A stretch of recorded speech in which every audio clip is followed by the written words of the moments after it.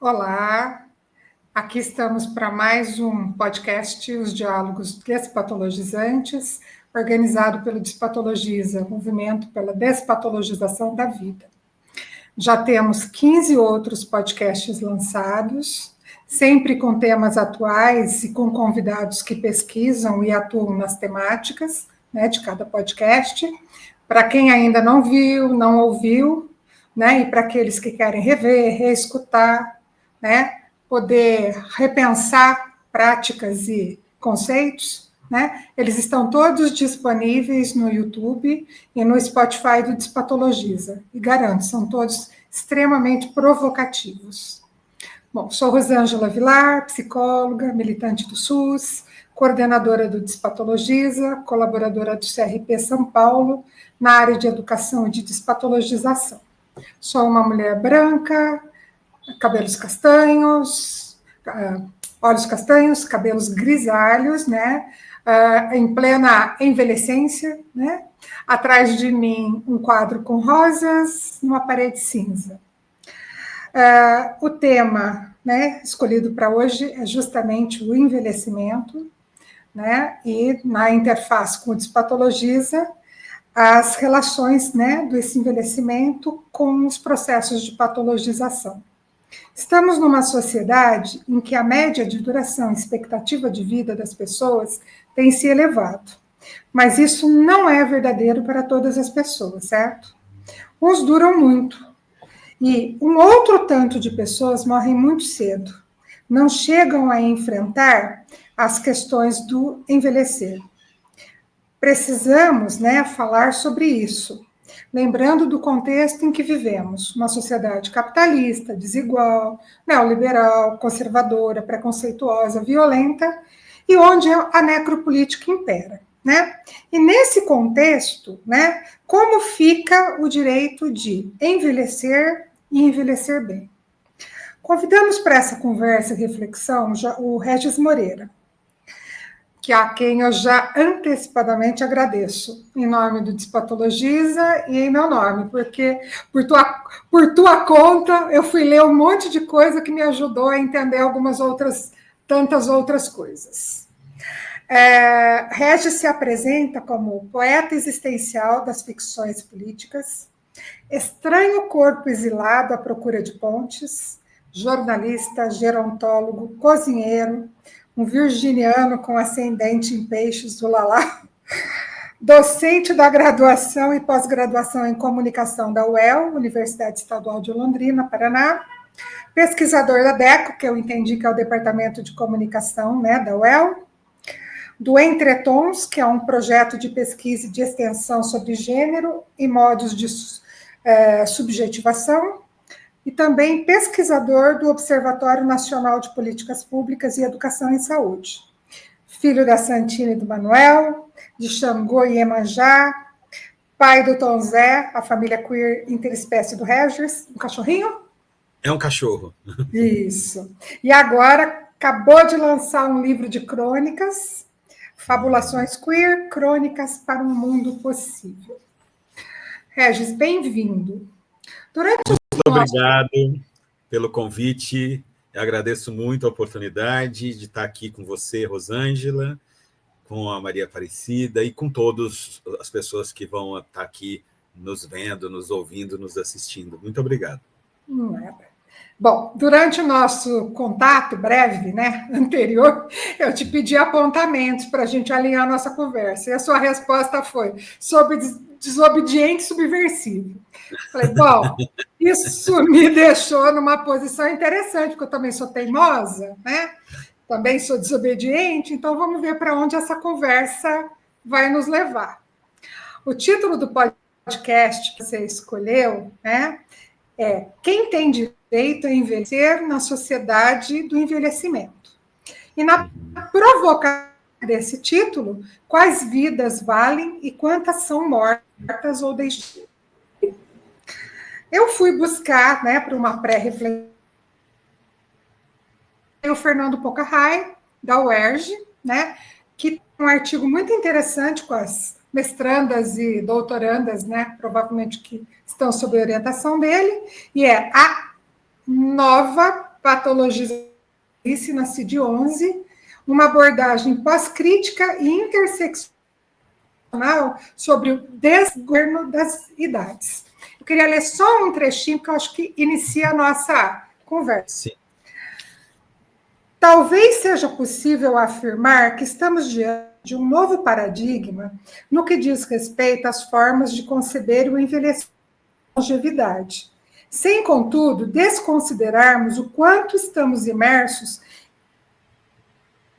as mais recentes formas de repensar a longevidade não atingem determinados grupos da população.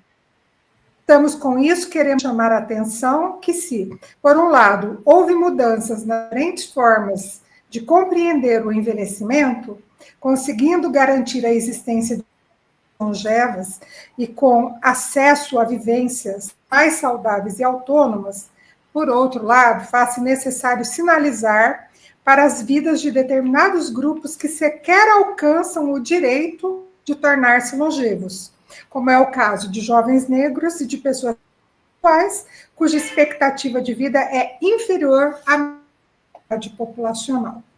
E aí, a partir, né, dessa questão, eu abro para você se apresentar com outras questões que você acha necessário e para a gente iniciar. Fica à vontade. Tá, muito obrigado. Eu vou me autodescrever, né? Eu sou um envelhecente também, sou um homem de 57 anos, eu tenho cabelos grisalhos, barbas grisalhas, estou usando um óculos com armação marrom, estou com uma camisa branca, e no fundo de mim tem uma estante, um quadro, umas plantas ao fundo da parede. Essa questão reflexiva de quem tem direito a envelhecer na sociedade do envelhecimento tem me acompanhado, Rosângela, porque eu, como um homem LGBT, né, como um homem gay, e também como um gerontólogo, tenho me dado conta de que a gente não vê, ou pouco vê, pessoas LGBT nos grupos que eu faço da Universidade Aberta à Terceira Idade, do programa de rádio produzido por pessoas da terceira idade. A gente não vê pessoas declaradas LGBT, por exemplo. Uhum. Né? E elas existem. Meu foco de interesse por muitos anos, e ainda continua sendo, são as travestis e as mulheres transexuais, que têm uma expectativa de vida de 35 anos, se forem brancas, e de 28, se forem pretas. E as que sobrevivem, né, a isso, após os 35 anos, já são consideradas longevas.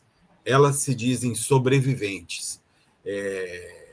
Nessa baixa expectativa de vida, né, não contempla. E aí, quando a gente ouve o gerontólogo falar, as políticas públicas falarem, os profissionais falarem de uma sociedade que envelhece, de uma sociedade que está ficando cada vez mais idosa, e comemoramos essa data, mas não se fala dessa parcela, né, de pessoas que não têm direito ao envelhecimento, como é o caso delas. Né? E as que passam de 60 anos, onde é que estão? É muito difícil. Eu moro numa cidade no interior do Paraná chamada Londrina. É uma cidade relativamente grande aqui para o Paraná, é a segunda maior cidade do Paraná, tem 600 mil habitantes aproximadamente, e é difícil você, andando pela rua durante o dia, indo nos lugares, nos comércios, enfim, andando por aí, você não enxerga essa população idosa. E eu, conversando com uma delas, de 61 anos, a Cristiane Lemes, esses tempos, perguntei: Cristiane, onde estão as outras? E aí, tristemente, ela me responde: eu só conheço eu há mais de 60 anos, não conheço outras aqui em Londrina. Ou elas estão morando fora, tem o caso de uma ou outra, ou elas morreram, foram mortas. Né? Isso falando da população de mulheres trans e travestis. Mas a gente pode como você mesmo já disse, jovens negros periféricos que são mortos em série. A gente acabou de ter um caso na Baixada Santista de um garoto de 4 anos morto pela Polícia Militar, elogiado pelo governador, na ação da Polícia Militar 2 dias depois. Não nessa ação específica, mas na ação como um todo. Sem criticidade dessas vidas que são mortas, como se pouco valessem ou nada valesse. Então, a gente falar de... Regis, esse caso, eu acabei de receber uma solicitação de apoio. Essa criança teve, há 9 meses atrás, o pai morto, na mesma circunstância. O pai era uma pessoa deficiente, andando na rua com um amigo, teve uma batida policial e ele acabou alvo também de uma bala perdida. Então, provavelmente, né, pelo preconceito e não porque tinha qualquer questão contra ele. E aí a bala perdida a gente chama, né? Bala perdida é uma justificativa muito, muito fácil, né, para eu fazer, né, o morticídio, né? Porque é isso que é um assassinato em massa, né, de uma população que não interessa economicamente. Então, quando a gente vai falar, né, Rosângela, se a gente for pegar, então, nós estamos falando de uma população trans, travesti, de uma população negra e menos abastada financeiramente, que mora em regiões geopolíticas mais afastadas, mais precarizadas, desassistidas pelo próprio Estado. Se a gente for pegar, então, a população negra, indígena, desde da invasão do Brasil, exterminada, constantemente exterminada, né, que hoje luta pela demarcação de território, num território que pertencia aos povos originários, e por aí afora, os PCDs, você bem acaba de falar do pai da criança, né, as próprias mulheres na questão de feminicídio, que o Brasil tem um ranking bastante preocupante, que nós somos campeões da matança. É o país que mais mata a população LGBT do mundo, é o país que mais mata a população de mulheres trans e travestis do mundo, é o quinto país que mais mata mulheres por questões de feminicídio no mundo, o que mais mata jovens negros periféricos e é um dos que mais mata povos originários, né? E ativistas sociais. Também somos campeões no assassinato de ativistas sociais. Ou seja, a gente tem um ranking bastante preocupante que nos leva a pensar quem é que tem direito, então, a envelhecer e envelhecer com dignidade. A gente acabou de passar pela pandemia da Covid-19 e a gente viu na boca de políticos que se houvesse caso, né, de ter que disputar um respirador entre um jovem e uma pessoa idosa, o jovem seria beneficiado e a população idosa, a pessoa idosa, morreria sem o respirador. Os efeitos que isso causa, né, nas pessoas idosas vai matando, não só fisicamente, mas simbolicamente, né, minando as possibilidades e diminuindo uma expectativa de vida feliz, né, saudável, despatologizada. Então, quando a gente fala de patologização, existe aí uma patologia social colocada, né, imposta a certas vidas. Então, quando nós falamos dos direitos humanos, né, de que humanos nós estamos falando quando falamos em direitos humanos?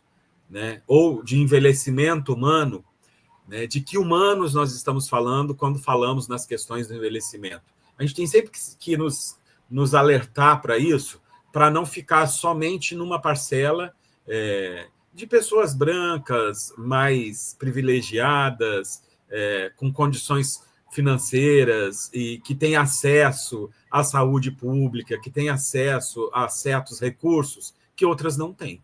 Então, ampliar esse debate sempre me convoca, né, a pensar quem está envelhecendo, como está envelhecendo nesses processos todos que a gente vê que não prevê que essa vida dure muito, ou quando essa vida dura muito, acaba sendo um problema para as políticas públicas, para o Estado. A gente tem visto isso, né, no próprio INSS, nas questões de aposentadoria, né, e nas leis que regem a aposentadoria, sendo cada vez mais jogadas adiante porque a população envelhece.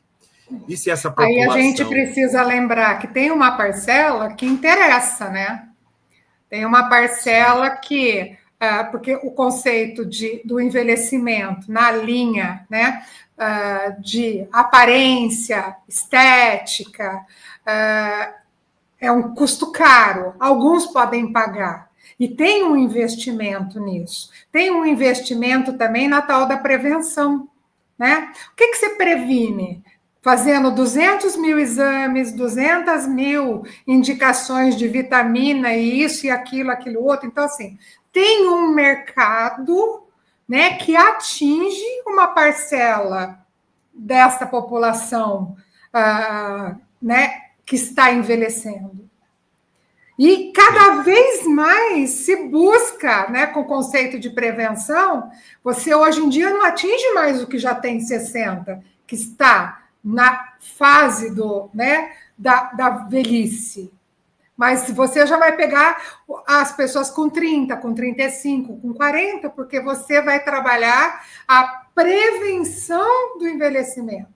Tanto estética quanto fortalecimento físico, essa linha toda, né?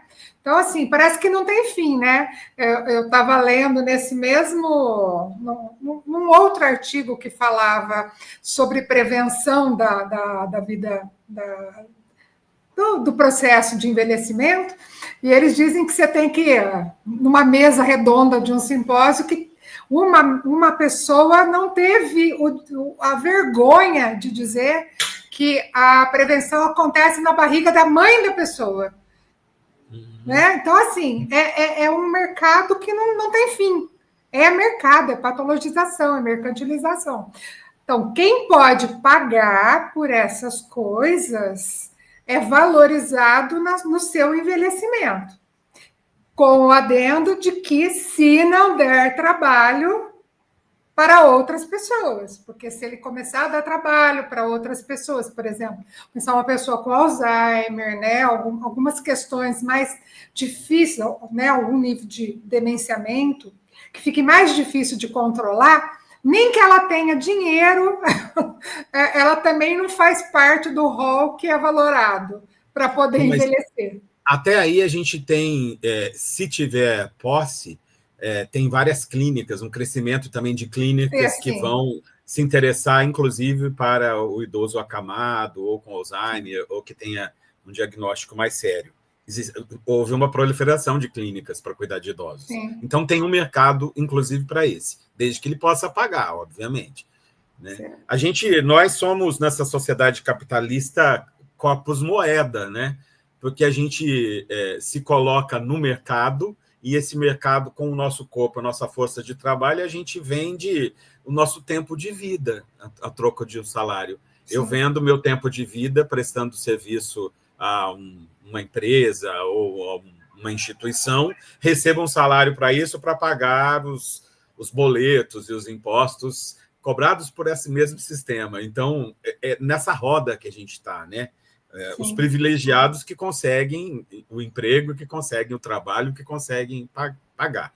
E esses corpos moeda, ao se aposentar, e se não se aposentam com um salário maior, né, que dê chance para viver uma medicina preventiva, a medicamentalização da vida. A indústria farmacêutica está bastante interessada, né, na longevidade e na prevenção, como você bem colocou, né, dessas pessoas que podem pagar por isso.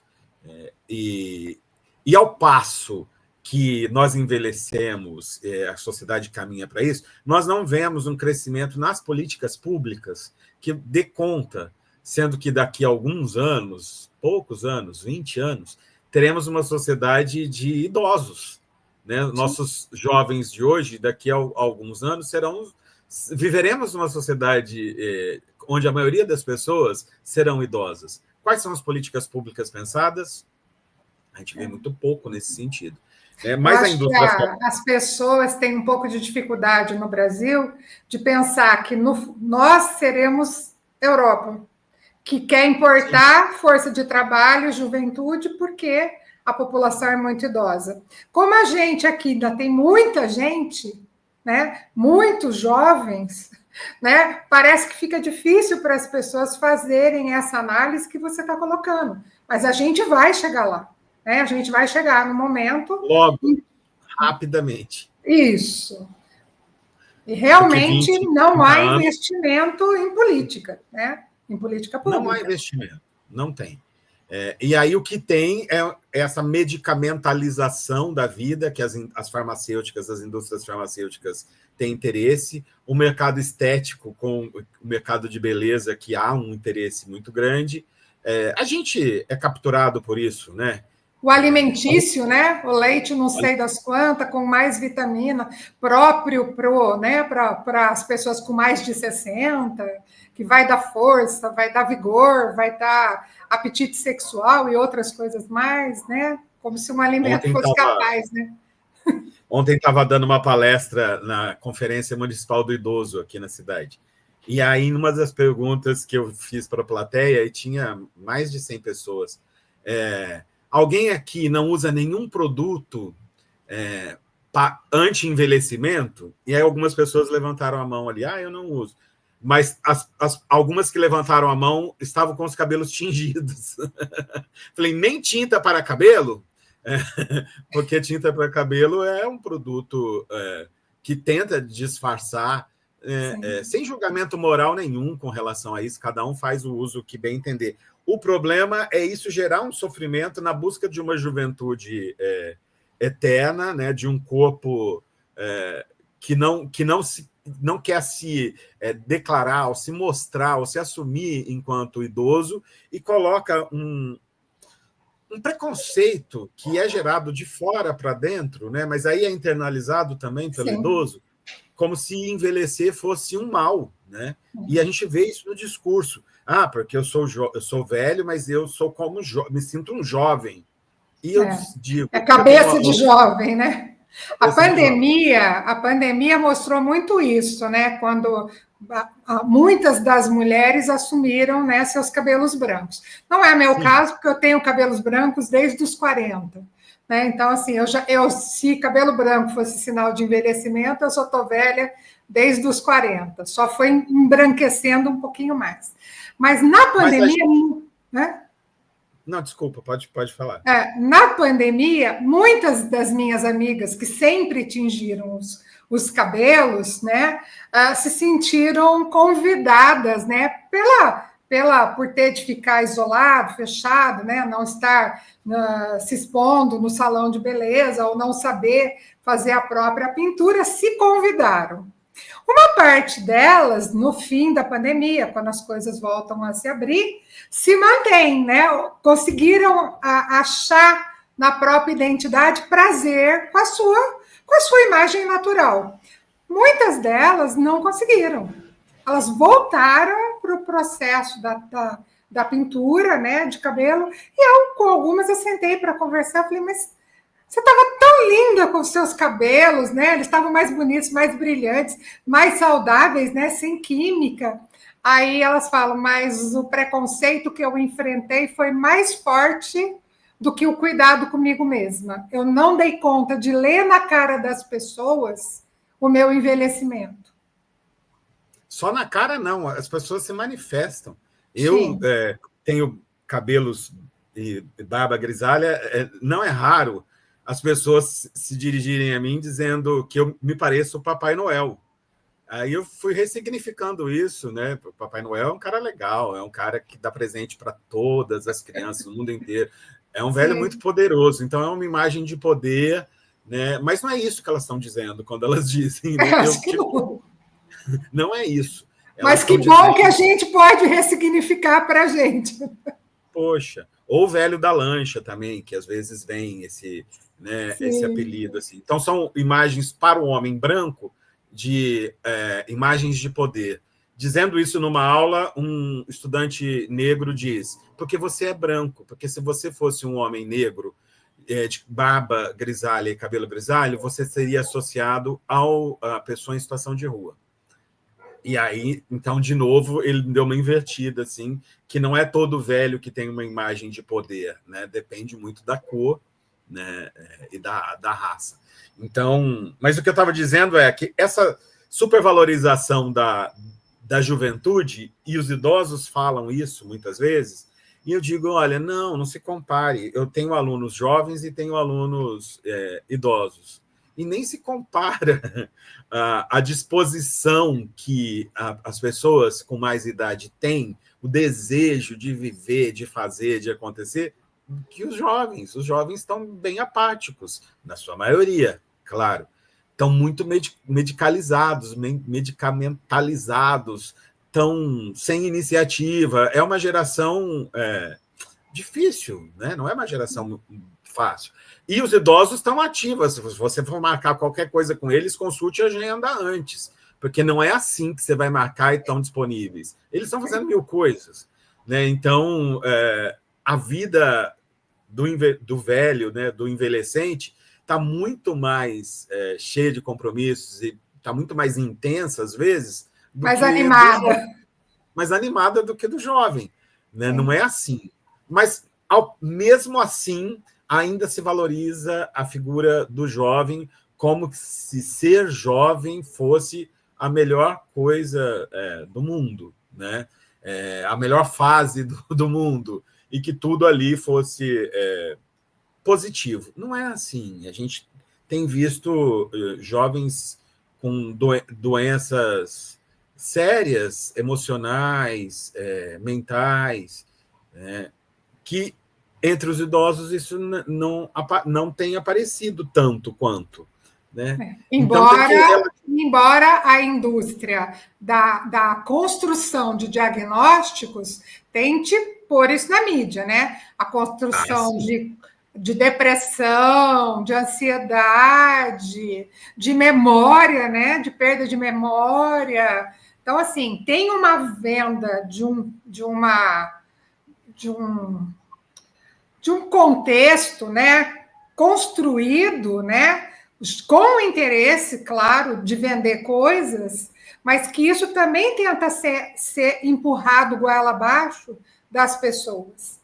Com relação aos jovens, me preocupa quando você diz, né, muitos desanimados, medicalizados, medicamentalizados, né, procurando diagnósticos, né, está sendo também empurrado goela abaixo deles, que as diferenças, as singularidades não são valoráveis, elas são doença, elas são transtorno, né, e ao olhar no seu entorno, né, vendo o mundo, como é que ele está, quantidade de guerra, de violência, falta de projeto de vida, falta de políticas, né? A gente falou de falta de política para a velhice, mas tem a falta de política para a juventude.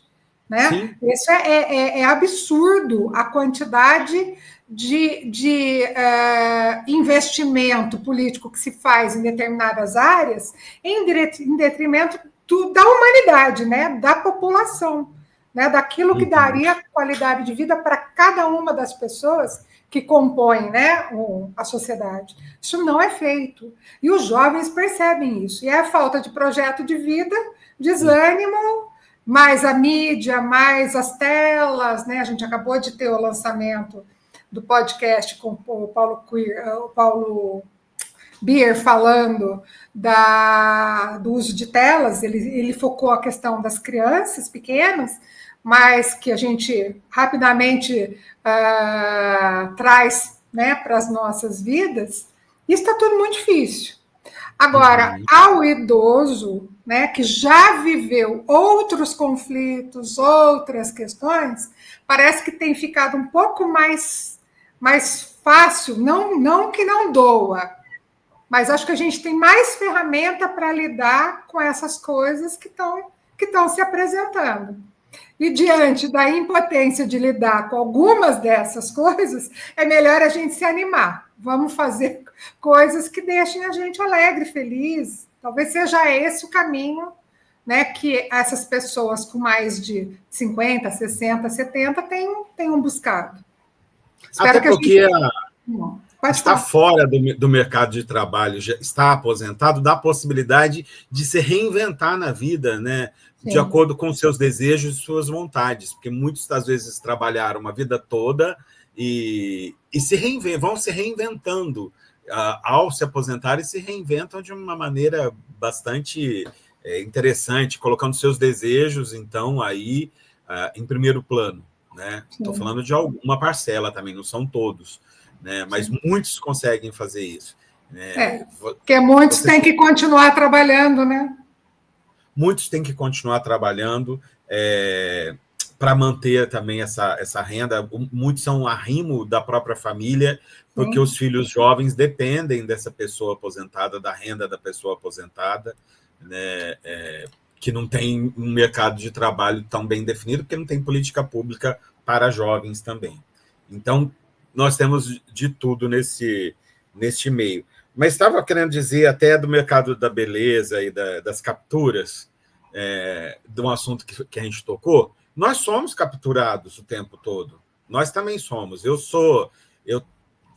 estou próximo aos 60 anos, e eu venho sendo preparado, todo profissional de saúde que eu vou vamos preparar você para você entrar bem na terceira idade, 60 anos que se aproxima. E aí é preventivo, né? É um tratamento de dente que é preventivo, porque se você não fizer isso, para lá. Se eu não fizer agora nos 50 e poucos, eu vou entrar mal nos 60 anos, como se fosse abrir um portal, assim, a partir dos 60 anos, e eu preciso estar muito bem preparado para chegar nessa idade redonda dos 60, né? Aí você percebe isso, que é um discurso mesmo que é de patologização dessa existência e de prevenção, né, para o envelhecimento saudável. Mas porque eu tenho 60 anos, é de prevenção da vida, né? Não é porque eu vou fazer 60, porque o marco cronológico somente também do envelhecimento, ele é pobre, né? Porque se marca hoje nos países subdesenvolvidos ou em desenvolvimento, 60 anos é o marco para a pessoa ser considerada uma pessoa da terceira idade, né? Como é o caso do Brasil. Né? E para algumas leis, 65, que se justifica a pessoa idosa. É um marco simplesmente cronológico, porque tem pessoas que já entraram na terceira idade ou já se tornam velhos antes dos 60, e tem outros que estão com 80, e se nós formos fazer um aprofundamento biopsicossocial, essa pessoa nem velha poderia ser considerada. Né? E a gente percebe que há uma estrutura social para isso, né? De cronologia, de idades, né? O idadismo, que nós chamamos hoje. Que, assim, com 16 anos pode-se tirar o título de eleitor. Então toda pessoa de 16 anos já tem condição de escolher um candidato que eu represente? Não. Tem gente que deveria tirar o título de eleitor bem mais tarde, ou nem nunca. Nem nunca. Com 18 anos, você está apto a tirar a carteira de motorista. Será? Tem uns que até antes, mas tem uns que teria que ser depois. Porque o 18 anos é só um marco cronológico. A mesma coisa acontece ali com a terceira idade, a dita, agora você é da terceira idade. 60 anos é o marco. Mas isso é tão Eu tenho 67. E eu lembro, quando eu fiz 60 anos, que as pessoas me perguntavam se eu ia tirar o cartãozinho para estacionamento, se eu ia usar o privilégio na fila do mercado, na fila, não sei, do banco. E eu achava aquilo tão louco, porque eu falava, gente, eu fiz aniversário ontem, mas eu estou exatamente igual hoje ao que eu era ontem, né? Ou anteontem. Não tem essa diferença. Se eu sempre fiquei na fila, se eu sempre fiz as minhas coisas. O que muda? É porque eu fiz aniversário? Né? Aí eu demorei muito, eu resisti muito a fazer, demorou alguns anos. Hoje eu tenho, uso muitíssimo pouco, mas tenho, tá lá, né? Como diz, é um direito, vamos tentar na linha do direito. Se for extremamente necessário, eu vou usar. Mas assim, eu não sinto a necessidade, por ter 67, de passar na frente de alguém, né, que não tem 60. Às vezes tem 55, tem 58, e talvez uma condição de saúde pior que a minha. Sim. É porque é levado só a questão cronológica. Eu tenho uma irmã que está vivendo exatamente essa fase sua de não querer o cartão, de não querer... porque acho que não precisa. E eu fico insistindo que é um direito seu, isso é uma conquista, é lei recente. As leis voltadas para o envelhecimento humano, para o idoso, elas são... A mais antiga tem 30 anos. Né? O Estatuto do Idoso tem 24 anos, é bem recente. Né? Eu só tirei o cartão por conta disso. Porque quando eu comecei a pensar, é um direito, é uma conquista, e eu estou resistindo a... Né? O que significa essa minha resistência? Não, eu falei, eu tenho que favorecer, né, esse ganho.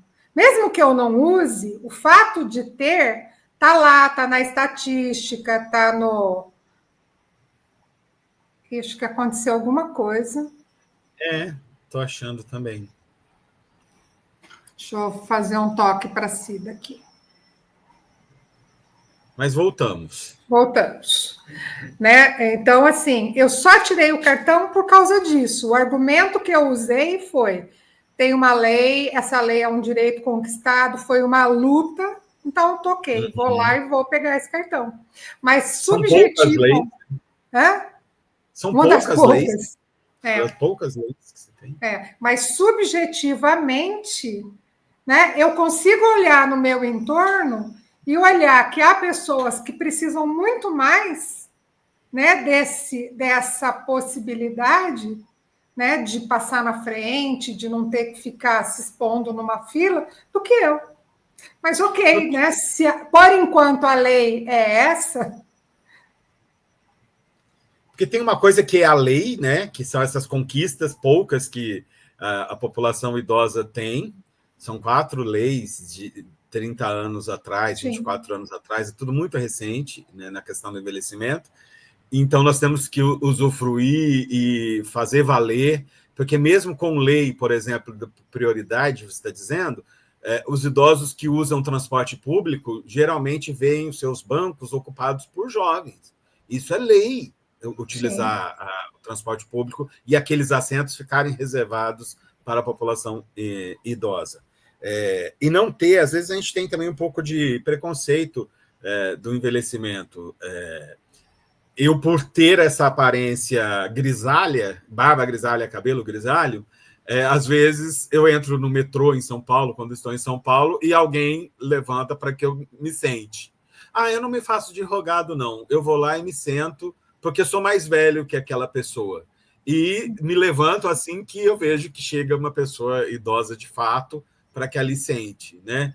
Porque é raro que isso aconteça. Geralmente, o idoso vai em pé e um jovenzinho vai fazendo de conta que está dormindo só para não ceder um lugar que é garantido por lei. Então, fazer essa lei valer, né, que é a lei da prioridade para a pessoa idosa. Mas estava dizendo que este olhar de que nós envelhecemos ou não envelhecemos, ele vem do outro para a gente, né? A Elizabeth Mercadante tem um artigo que ela trata disso, essa subjetividade, essa subjetivação, né, que nós estamos ficando velhos, que nós nos tornamos idosos, vem do outro, o outro que começa a chamar você de senhor, ou começa a oferecer o banco prioritário para você sentar, ou começa a te tratar de uma maneira como se você fosse, então, essa pessoa idosa. E você vai se dando conta, então, que, olha, então eu envelheci, né? As pessoas vão dando esses marcadores do envelhecimento para você. Mas dentro de nós, que vamos envelhecendo, nós somos tudo, né, que vivemos, desde a criancinha, adolescente, jovem, até a idade que nós estamos. Então, é uma somatória, a gente não é só essa idade que a gente chegou, né, ou que a gente chegará. Nós somos uma somatória de uma existência aí, né? E que, às vezes, aciona muito mais o moleque do que o adulto, muito mais o adolescente do que a pessoa com mais idade. Nós estamos... Essas gerações estão todas dentro de nós, que agora experimentamos uma nova fase, né, na terceira idade. Então, pensar isso, desses marcadores, né, a ruga, o cabelo branco, o óculos, a bengala, se for o caso de usar a bengala, ou um andador, ou uma cadeira de roda, seja lá o que for, como uma tecnologia também colocada à disposição para que a tua vida tenha uma qualidade melhor, né? Não com preconceito com relação àquilo. Que a gente percebe também trabalhando com idosos, que às vezes a pessoa precisa de usar uma bengala ou um andador e se recusa. Não quer, né? Não quer usar a cadeira. Eu vivi isso, Regis, com a minha sogra. Ela sim, já era idosa, ela era diabética e ela precisou amputar um dedo do pé, que dificultou o equilíbrio para ela. Aí eu comprei uma bengala toda linda para ela. Eu falei, então, para você não ter o perigo de cair, tarará, tarará. Ela deu a bengala para mim de volta e falou assim, use você. Sim. Eu falei, tá bom, você não vai querer, eu vou levá-la de volta, eu vou guardar ela comigo, porque eu não tenho problema nenhum. Se um dia eu precisar, eu vou usar. É uma tecnologia, feito, né? Ela não usou, ela já faleceu, mas ela não usou. Ela dava um jeito, ela segurava nas coisas, mas não usou a bengala. E a bengala está comigo. Hoje eu tenho netos pequenos, né? Meus filhos demoraram muito para me tornar avó. Tenho netos de 3 anos. Eles vêm aqui em casa, pegam a bengala e andam pela casa. Eu falo, então, é vocês e a vovó, vamos lá. Aí troca, né? A bengala, hora com um, hora com outro, hora comigo. E é essa coisa que você falou, né? É ajudá-los a entender que isso é natural. Já que a gente não conseguiu que alguns dos nossos idosos mais velhos não sofressem, né, esse preconceito, esse medo, né, de mostrar a sua velhice, quem sabe com a geração mais nova a gente consegue tornar mais natural a eles que isso são acessórios, são facilitadores, né, não são marcadores. E esse idoso que muitas vezes rejeita essa tecnologia da bengala, ou do andador, ou de uma cadeira de roda, muitas vezes acaba em queda, e aí essa queda acaba complicando ainda mais a saúde dele, né? Acaba quebrando um fêmur, ou coisas mais graves. Então, assim, usar essa tecnologia e se reinventar, né, na terceira idade.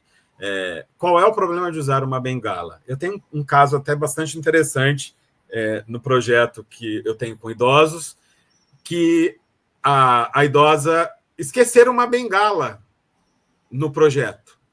Falei, mas como assim que se a pessoa usa bengala, foi embora sem? Como que conseguiu? E aí a idosa me liga e diz, eu esqueci a minha bengala, né? E digo, então será que você está precisando usar mesmo? Como você foi embora? Né? Então, assim, a negação é tão grande que deixou ali a bengala, e aí ela pedia, me traga logo, eu estou precisando da bengala. Eu falei, precisando mais ou menos, né? Porque você foi embora sem, mas é uma negação do uso, né? Sim. Esqueceu, foi embora e deixou a bengala lá.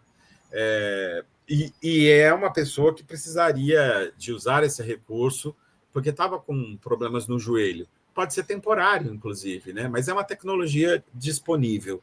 Então, acho que tanto a essas tecnologias que eu disse, quantos medicamentos que podem vir a acontecer, ou mesmo estéticas de beleza, também não criminalizo quem tem desejo de colocar um botox, eu tenho desejo de fazer uma plástica, estou com vontade de pintar os meus cabelos. Nossa, faça se você tem condição e acha que isso não vai colocar comprovadamente a sua saúde em risco, faça o que você deseja. É tão bom a gente fazer as nossas vontades, mas faça porque é seu desejo, não por uma imposição que você tem que parecer mais jovem diante das pessoas ou diante de um mercado que te quer mais jovem, uma sociedade que te quer mais jovem, né? Porque isso não vai resolver, de fato, né? E que bom que a gente envelhece.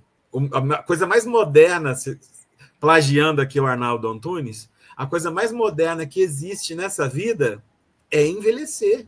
Né? Não tem nada mais moderno que isso. Isso é novo. A gente está envelhecendo agora. Né? As leis têm 30 anos, o estatuto tem 24. Então, a gente está podendo experimentar essa novidade que é envelhecer. Né? Tá. Então, tem um artigo que eu estava lendo, que chama Patologização e Medicalização do Envelhecimento, e é muito legal, porque ele fala assim, envelhecer é um privilégio moderno. Durante cerca de 200 mil anos da história da humanidade, a esperança de vida esteve abaixo de 30 anos. Somente no ano de 1900 é que se alcançou a expectativa de 32 anos de vida. E desde então, uma ascendência veloz nos trouxe a atual esperança de vida de aproximadamente 75 anos, sobretudo em razão de fatores atrelados à higiene, alimentação e tecnologia. Dessarte, podemos asseverar que há uma inexperiência em envelhecer. É isso, né? A gente não aprendeu a envelhecer, por isso é uma modernidade, né? É uma nova aprendizagem que precisa ser feita pela sociedade como um todo. Não temos referência do que seja envelhecer, está desbravando o terreno. Então, que a gente seja essa referência do que seja envelhecer. Ontem, como disse, estava numa conferência municipal da pessoa idosa com muitas pessoas idosas, todas ali pensando em políticas públicas, que vai ter a nacional, né, a conferência nacional, e primeiro vai ter a estadual, e muitos candidatos querendo se eleger para ir para Curitiba, que eu estou aqui no Paraná, e de Curitiba, quem sabe, serem escolhidos para ir para Brasília, para a implementação das políticas públicas que dê conta desse envelhecimento que é muito novo. Né? E é muito bonito você ver isso, assim, pessoas muito interessadas. Era uma sala cheia de gente que poderia estar fazendo qualquer outra coisa e estava ali discutindo política pública, né, para que se torne lei, para que se torne um facilitador, para que se torne um marcador de qualidade de vida para essa pessoa que envelhece e para as gerações que virão. Né? Como a gente está desbravando esse terreno também, a gente está criando outras possibilidades para os que virão. Então, sim, estamos criando referências, né? O Conselho de Psicologia de São Paulo, né? A subsede de Campinas, que eu sou colaboradora, tem uma subcomissão né, do envelhecimento. Acho que já sei esse o nome da subcomissão. E eles estão fazendo uma pesquisa, né, com os psicólogos acima de 60 anos, tentando colher qual a condição de vida, quem ainda está trabalhando, quem não está, quais os desafios para o trabalho, quais os desafios para a vida.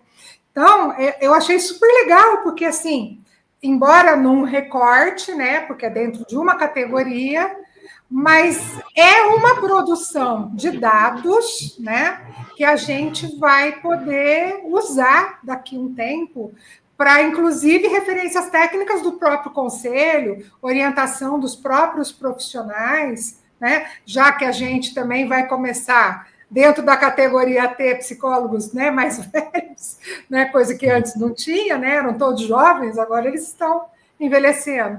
Então, assim, é isso. Eu acho que são várias iniciativas em diferentes recortes, né, da sociedade que vão precisar ser feitos para a gente ter referências para para o que vem pelo futuro, né? Tendo uma visão otimista, né? Porque a gente não sabe que futuro é esse que teremos, né? Tem essa outra questão, ligando um pouquinho com o podcast do Emerson Merri, né? O que é? O que é que vai vir, né? Pode ser que a gente morra todos antes, né? De falta de ar. Isso, não sabemos. Mas como a gente não tem certeza, é melhor a gente ir produzindo referências, apoios, né? Material que auxilie quem vai vir a não começar do nada, né? Então já tem alguma coisa para se apoiar. Seria mais um recurso, né? Para se apoiar.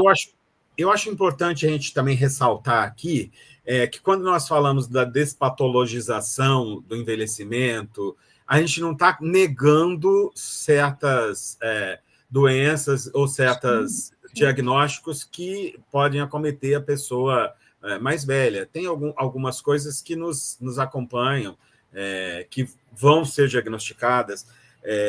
Tem algumas doenças que acontecem, Sim. Né? Não só por quem a gente envelhece, porque a gente vive, né? E a gente tem as doenças. Mas não colocar, eu acho muito importante isso, eu trabalhei em hospital psiquiátrico durante 17 anos, você não colocar o diagnóstico no primeiro plano, né? Porque aí quando você coloca a tua patologia em primeiro plano, você quase que desqualifica toda uma potência que você tem para além do diagnóstico. Nós temos diagnóstico. Quem aqui não tem diagnóstico, que atire a primeira pedra. Todos nós temos vários diagnósticos. A Cida Moisés, nas falas dela, ela sempre traz, né? Que quando o diagnóstico entra, a pessoa sai. Não é? E aí a pessoa... No hospital, às vezes, né, psiquiátrico em transformação que eu trabalhava, muitas vezes o usuário chegava e dizia: eu sou esquizofrênico, e eu parava aí a apresentação. Falava: mas eu não quero saber, eu nem te perguntei, quero saber o teu nome, eu quero saber, porque tinha um programa de rádio lá, eu quero saber se você quer cantar, você quer fazer uma poesia, o que você quer fazer no programa de rádio? Porque para mim pouco importa aqui se você... o diagnóstico teu aqui não tem valor, mas no SUS às vezes tem, né? É uma carteirada que se dá de diagnóstico. Sim. E aí tirar o diagnóstico de primeiro plano e deixar o diagnóstico em segundo plano. Então, a terceira idade, o idoso que tem um diagnóstico, e todos nós, não se engane, temos vários diagnósticos, e nos tratamos para ter uma qualidade de vida melhor, mas o diagnóstico não chega na frente. Por isso que a minha apresentação ali, quando você me apresentou, eu faço questão de decolonizar a minha apresentação, porque as pessoas acabam falando assim: o Regis, que é professor da UEL. E aquilo me incomodava, porque eu estou professor na UEL de 2013 para cá, e a minha vida é tanta coisa para além da UEL, é tanta coisa antes de 2013. Eu faço tantas coisas, eu sou tanta coisa eu sou, para falar que a única coisa eu sou um professor da UEL, é reduzir demais. Então, eu coloco lá na minha apresentação professor da UEL, depois de falar que eu sou cozinheiro, por exemplo, né? Depois de dizer que eu sou poeta. Sou gerontólogo, por exemplo. Mas eu não sou só isso, a gente não é uma coisa só. Então, ninguém é só um diagnóstico, mesmo que sofra de algum mal, alguma doença, alguma patologia qualquer. Nós temos as nossas, porém isso não tem que determinar a sua vida. Eu sou filho de uma mãe que ficou cadeirante aos 47 e viveu tem um mês e pouco que a minha mãe se foi, e ela viveu até os 82, né? Então foram muitos anos cadeirante, então tinha essa comorbidade, e ela nunca aceitou morar com um filho.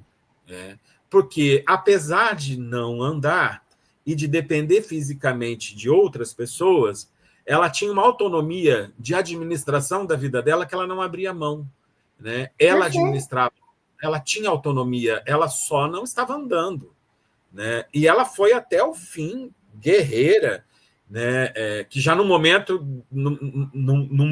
que eu, enquanto filho, achava que ela precisaria estar morando com a gente, sabe?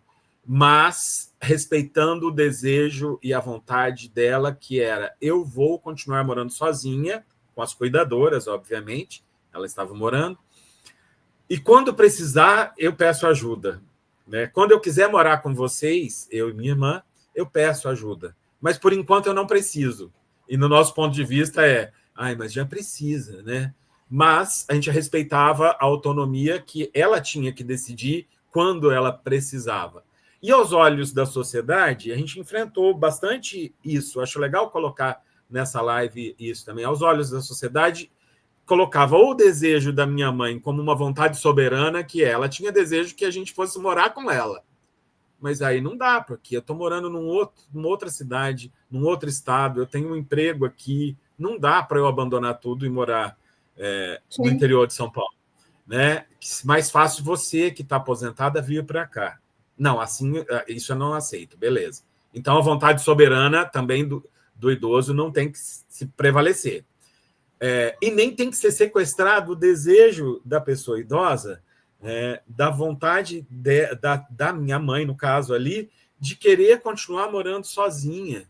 Né? Porque muitas pessoas viam assim: não, você tem que pegar a sua mãe, contra a vontade dela, se for o caso, e trazer para morar com você.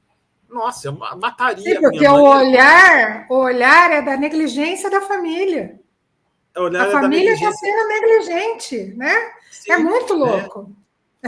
E eu tenho uma mãe de 90 anos, super independente, cozinha, costura, borda, pinta quadros, né? Ela é muito criativa, muito. E assim, eu sei que se eu trouxesse ela para morar comigo, é a morte dela. Porque não é o que ela quer. Aí o que você faz? Você faz o esquema de proteção. Sim. Né? No meu caso, eu ainda tenho a sorte que eu tenho um irmão solteiro que mora com ela. A gente vai criando negociações, possibilidades. Isso. Né? Mas eu já ouvi, né, de primas, de tias, que eu tinha um abandono em relação a ela. Eu falei: opa, vamos sentar, vamos conversar? É isso. Eu falei: eu não tenho o direito... Né? Não tenho o direito de passar por cima de uma vontade dela. Se eu estivesse fazendo algo perigoso a ela, a gente precisaria reolhar as escolhas. Mas, assim, ela está cuidada, ela está protegida no desejo dela. Então, mas eu não deixei de ouvir, né, a questão da negligência. Porque eu sou a única mulher, né? Eu sou a filha mulher, a única. Então, e é julgado por isso. Sim, sim. É julgado de que eu não podia fazer isso. E sequestrar o desejo dessa pessoa idosa em querer viver nas condições que quer viver, do jeito, da maneira, do local que quer viver, é o mínimo. É o mínimo. Mas é porque a sociedade não respeita o desejo do idoso. Né? Então, mais fácil sequestrar o desejo, traz morar aqui, é assim que vai ser, você impõe a sua vontade, e aí você mata a subjetividade, o desejo dela, e ela vai morrer fisicamente. Sim. Logo mais. Eu falo, quer matar alguém? Tira o desejo dela. Proíbe, né? Inibe, bloqueia o desejo dela. Ela perde o projeto de vida, ela vai viver para quê? Que então, é o que acontece quando a pessoa adoece seriamente, sem condição de reversão do quadro, que a gente vê que acaba o sentido da vida e ela vai embora. E ela não vai embora só pela doença física. Ela vai, né, por uma coisa que a gente fala que tem uma entrega, né? Porque assim não tem mais sentido. É isso. Então, colocar isso acho que é importante, tanto para a pessoa idosa, que você pode ter, sim, um diagnóstico, uma patologia, todos temos, não é um privilégio seu ter um diagnóstico, tratar da melhor forma, mas não colocar o diagnóstico em primeiro plano, e nem negar o diagnóstico. E se precisar de usar a tecnologia disponível, usar. Use a bengala, use a cadeira, use o que for tiver. A gente tem uma medicina avançada, o que tiver acesso, use o que tiver acesso. Agora, e também para os filhos, né? Não sequestrar o desejo dessas pessoas idosas, como se o teu desejo fosse imperar sobre a pessoa idosa que nada nada pode desejar. Então, acho que é um processo de negociação complexo, cada caso é um caso, mas acho que a gente tem que tocar nesses assuntos.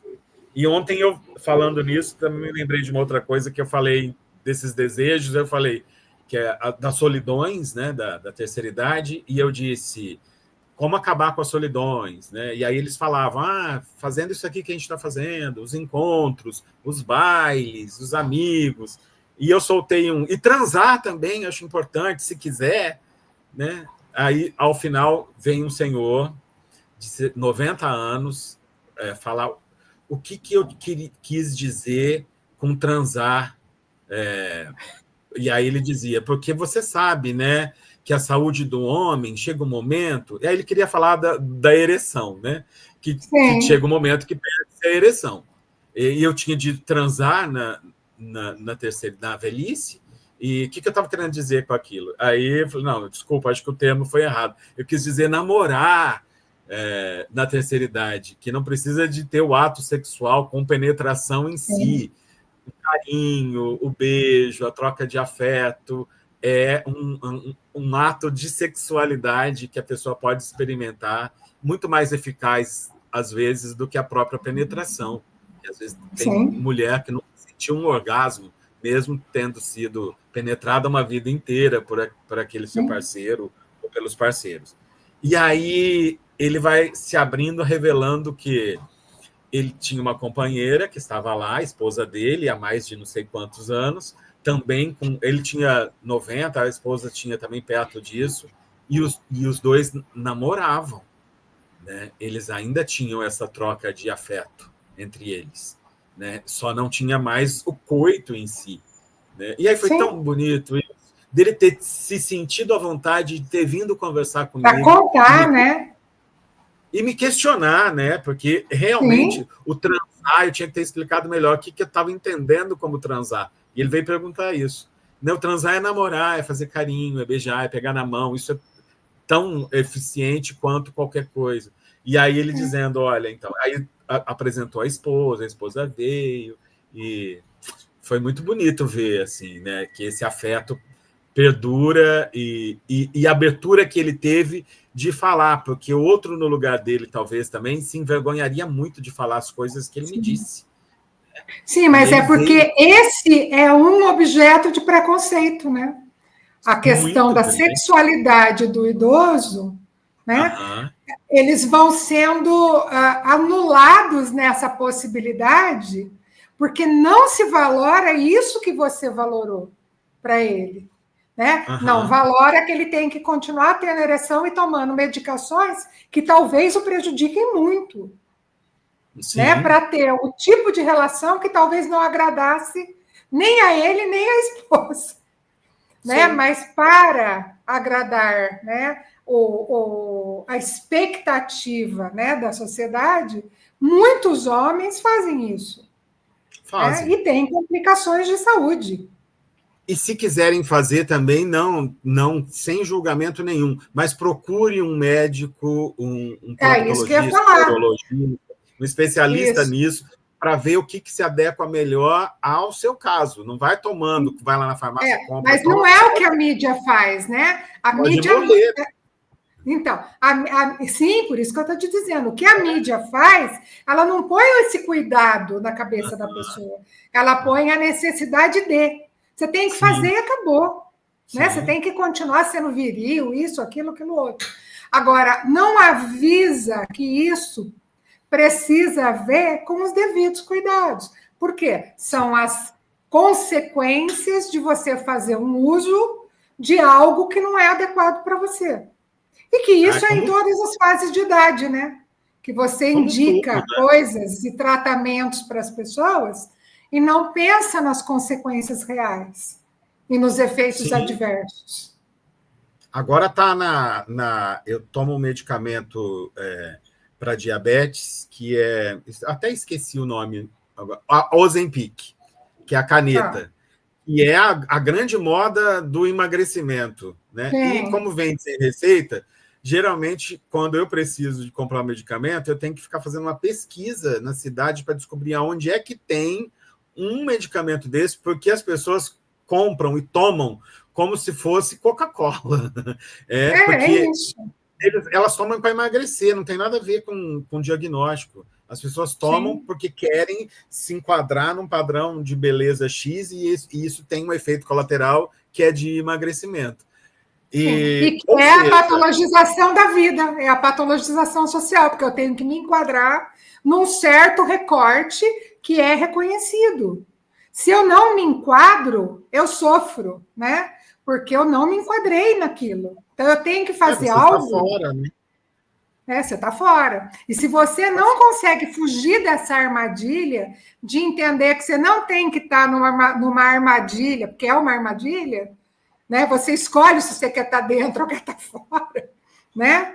E lida, né, com as questões envolvidas nessa escolha, você acaba podendo se prejudicar muito, né? Quanta gente fica doente seriamente por uma medicação tomada de maneira inadequada, abusiva. E muitas vezes são médicos que indicam, tá? A gente também não pode esquecer de fazer esse recorte. É prescrito, mas não é cuidado. Eu sou uma pessoa gorda desde quando eu me conheço por gente. Eu sou uma pessoa fora dos padrões. Fora dos padrões. E aí, na minha juventude, eu fiz várias dietas com anfetamina, prescrita por médico, com receita. E eu fiquei muito louco com tanta anfetamina. Se tem uma droga que eu usei em minha vida, grande parte da minha vida foi anfetamina, né? E é uma droga fortíssima. Como assim que me prescreviam tomar anfetamina, né? E prescreviam, e eu tomava. Então, Mas é isso, não importa. É isso que eu estou te falando. Se essa droga me disparou uma pressão arterial alta a certa altura da vida, porque foi isso que aconteceu. Minha pressão foi lá para cima, porque é anfetamina, né? É uma droga forte. É das inas, né? Mesmo da cocaína, da heroína, dessa família aí. E aí prescrita por médico. Eu tinha de receita, não comprava no mercado paralelo, comprava prescrita por um médico. Então, essa medicamentalização, essa patologização da vida, ela não está restrita só à terceira idade. A terceira idade agora, como mercado, então tem lá a indústria farmacêutica e a própria medicina querendo que a gente consuma. Filão. Poxa, é um filão de mercado, é um nicho bem rentável, que vai ser cada vez mais... E que tende a crescer, né?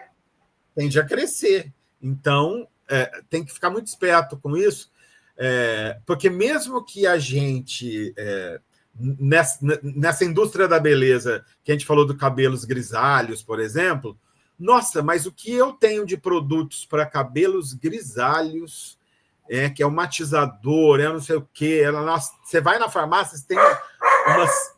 Meu cachorro querendo participar da live. Você tem uma seção que é só para cabelos grisalhos, ou seja, então tem uma expansão de mercado para pessoas, inclusive, que não pintam o cabelo, mas para tratar, para desamarelar, para ficar, não sei o quê, Então, assim, a gente vai sendo capturado por isso tudo. Não é impossível você não ser, mas não pode ser escravizado por isso, né? O grande problema disso é isso se tornar um motivo da tua vida e você acabar fazendo loucuras por conta disso, porque aí está o fracasso, está findado ao fracasso, né? E muitas vezes com risco de morte. Então, cuidado para a gente não ser capturado na totalidade, né? Não é que a gente vai conseguir se libertar disso tudo, que alguma hora ou outra isso vai te pegar. A gente cai. A publicidade é forte, né? A publicidade é muito forte. E aí a gente acaba consumindo. E que bom que tem um matizador para desamarelar o cabelo branco. Nossa, é lindo. Fica bonito o cabelo quando passa o matizador. No cabelo grisalho. O problema é o fígado gritar, né? Com os produtos químicos que tem no matizador. O problema é a alergia que ele causa, né? Causa uma alergia. Quando eu uso matizador, nossa, eu fico com a pele toda pipocada. Ou seja, é química pura aquilo, né? Sim, então, cuidado. É metal pesado. Até num shampoozinho qualquer que parece inofensivo, né? Parece inofensivo, mas a gente está usando uma química. Né? Então, tem que tomar cuidado. Bom, Regis, A gente está se aproximando do nosso tempo. Eu queria saber se você tem mais algum aspecto, porque assim foi divertidíssima a conversa. Eu acho que foi mesmo boa, né? do jeito que eu esperava, né? Mas Legal. pode ser que você tenha mais algum ponto que você queira colocar, e aí você fica à vontade. Nem sei se tenho mais alguma coisa para acrescentar na conversa, porque a conversa. Eu não quis, quando você disse. Apresenta um roteiro, e eu não quis, falando, eu sou desobediente e subversivo. Isso foi o que eu te disse, né? Porque eu queria que fosse no encontro mesmo, sabe? Que você falasse e a gente fosse no encontro, porque se eu venho muito pronto com o que eu quero falar, também se torna um escudo muito armado daquilo que eu quero dizer. Né? E eu acho que é muito melhor a gente bater num papo, é mais interessante para quem ouve, inclusive, né, participar dessa forma mais descontraída. Então, eu achei também a tua condução muito boa, Rosângela, que a gente foi possibilitando uma conversa de diversos aspectos. Né? Eu acho que nós conseguimos dar conta do que a gente tinha para dizer. Eu acho que sim. Eu espero que quem nos ouça e nos veja goste também. Eu só estou saindo feliz. Eu acho que era uma conversa que eu estava precisando ter. E eu acho também que é o seguinte, a gente nunca vai dar conta de tudo. A gente trabalha com programas de rádio aqui, a gente tem sempre um tema. É um programa de rádio produzido e apresentado por pessoas da dita terceira idade. Né? Os idosos fazem desde a pauta até a edição do programa, e isso vai ao ar. Quando vai ao ar, tem sempre... mas faltou falar desse aspecto, faltou... Com certeza, essa nossa conversa também faltou falar de vários aspectos que quem está ouvindo e vivenciando vai falar, olha, eu gostaria de ouvir isso. E aí tem possibilidade da pessoa comentar, né, no YouTube, ali nos comentários do YouTube. Tem sim. Que aí sinaliza para vocês, né, que pode se tornar uma outra live, num outro momento. É importante, então, também. Não é que a gente também vai dar conta de tudo nesse tema complexo em 1 hora e pouco de conversa. É impossível, né? A gente era isso que eu ia te dizer. O espaço está aberto, Despatologiza, ele é isso, ele é um movimento social construído com quem pensa, né, sobre essas questões, né, do tirar um tanto as pessoas, né, das caixinhas que a mídia, a indústria querem colocar a gente, mas que respeitam a singularidade, né, a subjetividade das pessoas, o desejo das pessoas. Então, esse é esse movimento, é o Despatologiza. Então, você está convidado a estar com a gente, tá? Foi muito boa a conversa. E se aparecer, né, aí, ou no seu desejo, ou na solicitação das pessoas que a gente continue, a gente marca outra rodada. A gente faz outra conversa, com todo prazer. Pode colocar outras pessoas dos projetos que eu participo. Tem pessoas incríveis, que podem falar lindamente. Ontem a gente fez isso na palestra, eu falei com a dona Neuza, e a Neuza... e a gente não combinou muito o que ia dizer. Eu falei, Neuza, eu vou falando e você vai entrando na conversa. E foi tão bonito, porque a Neuza me desestabilizava nas certezas que eu tinha. Eu colocava alguma coisa esperando que ela fosse me dizer uma resposta, assim, e ela vinha com um outro ponto de vista. Então, é importante isso, porque é isso, né? Viver é muito complexo, é muito cheio de possibilidades, e o outro sempre é uma surpresa. Então, esperamos que vocês comentem bastante, e quem sabe a gente volta aqui para conversar mais. Tá certo, querido. Muito obrigada, viu? E bom descanso. Obrigado. Até mais, gente.